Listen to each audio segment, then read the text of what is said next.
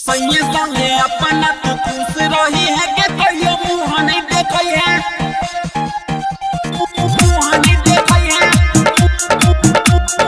मुँह नहीं देखई है। सही संगे अपना तू खुश रही है के कहियो मुँह नहीं देखई है।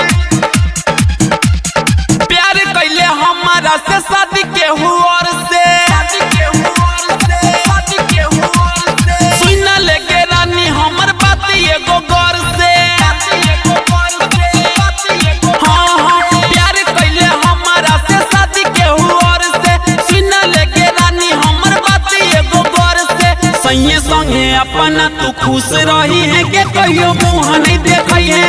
भतरे से रोजो रोजो मुँह मरबई है, कहियो मुँह नहीं देखई है। ससुरा में जाके जान खुश रही है के कहियो मुँह नहीं देखई है, मुँह नहीं देखई है, कहियो मुँह नहीं देखई है।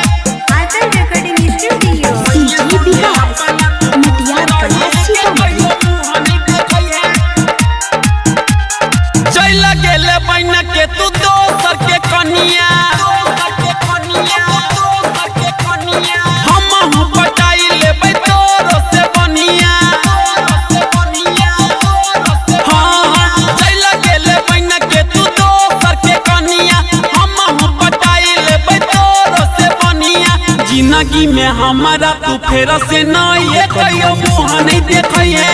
भतरे से रोजो रोजो मुँह मरबई है, कहियो मुँह नहीं देखई है।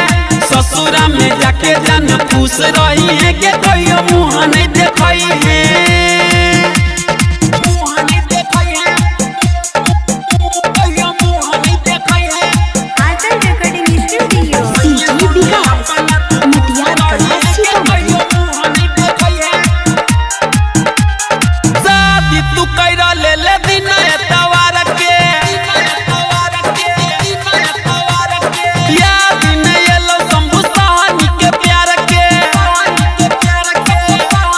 हाँ हाँ शादी तू कैरा ले दिन एतवार के, याद नहीं एलो शंभू सहानी के प्यार के। राइटर कृष्ण के पलंग हिलई है, कहियो मुँह नहीं देखई है। भतरे से रोजो रोजो मुँह मरबई है, कहियो मुँह नहीं देखई है। ससुरा में जाके जान खुश रही है के कहियो मुँह नहीं देखई है। प्यार कैले हमारा से शादी के हुआर से। सुन लेके रानी हमर बात एगो गौर से। सही संगे अपना तू खुश रही है के कहियो मुँह नहीं देखई है। भतरे से रोजो रोजो मुँह मरबई है, कहियो मुँह नहीं देखई है।